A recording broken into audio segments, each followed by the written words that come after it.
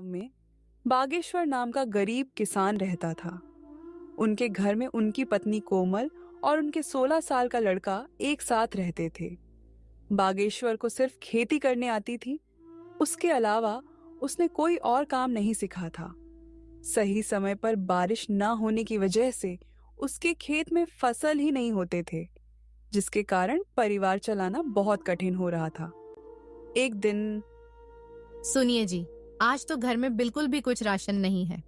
मुझे तो कुछ समझ नहीं आ रहा कि अब मैं क्या करूं। अरे कोमल, तुम चिंता मत करो, मैं कुछ करता हूँ। बस इतना कह के बागेश्वर घर से चला जाता है। रास्ते में हे राम, ये कैसा समय आ गया है प्रभु। मेरे घर में राशन का एक दाना तक नहीं है। चलो, मैं और मेरी कोमल तो भूखे पेट रह लेंगे, लेकिन मेरे बेटे का क्या। मैंने तो केवल खेत में मेहनत करना सीखा है, लेकिन उसमें भी बारिश सही समय पे ना होने की वजह से खेत में फसल नहीं हुई। अब मेरे पास जमींदार से उधारी पैसे लेने के अलावा कोई दूसरा रास्ता नहीं है। बागेश्वर अपने गांव के जमींदार के पास जाता है। जमींदार हीरालाल बहुत शातिर और चालाक किस्म का इंसान है, जो हमेशा हर किसी को बेईमानी से लूटने के बारे में सोचता रहता है। अरे आवा आवा बाघेश्वर भैया, और बताओ कैसे आना हुआ है। क्या बताऊं जमींदार जी, बहुत खराब समय से गुजर रहा हूं। देखिए ना, अब बारिश समय से ना होने पर खेत की सारी फसलें बर्बाद हो चुकी हैं।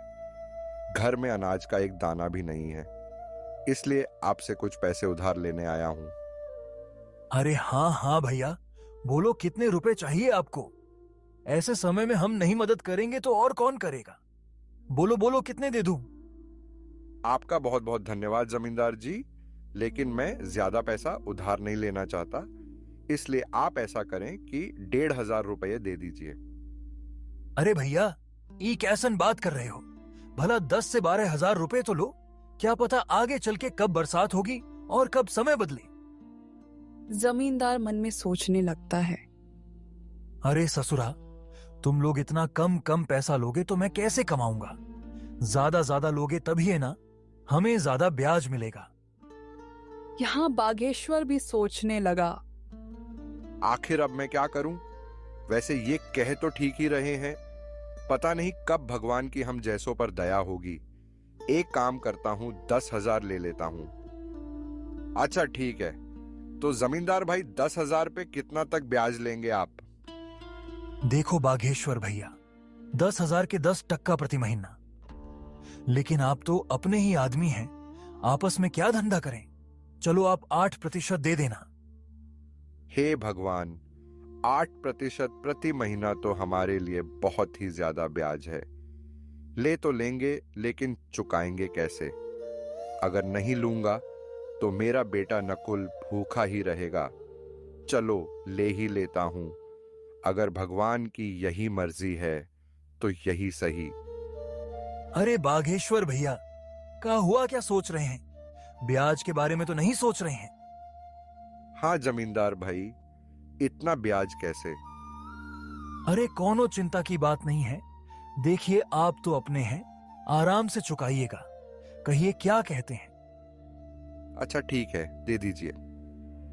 बागेश्वर उस जमींदार से 10,000 रुपए उधार लेके चला जाता है। चलो अब जल्दी जल्दी बाजार से राशन और नकुल के लिए कुछ खाने को ले लेता हूं। आज मेरा बेटा तो खुश हो जाएगा।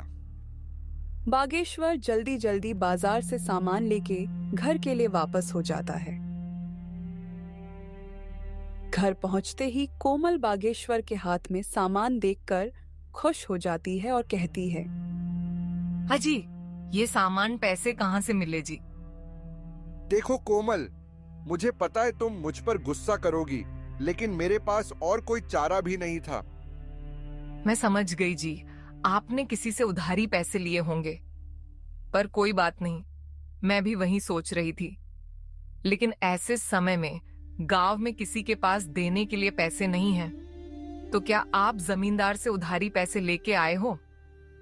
हाँ कोमल, लेकिन तुम चिंता मत करना, भगवान के घर देर है अंधेर नहीं। अभी इस वक्त मेरे बेटे से बढ़ के और कुछ नहीं है। हाँ, आप कह तो सही रहे हो, लेकिन वह जमींदार बहुत चालाक और बेईमान है। वह बहुत ज्यादा ब्याज लेता है और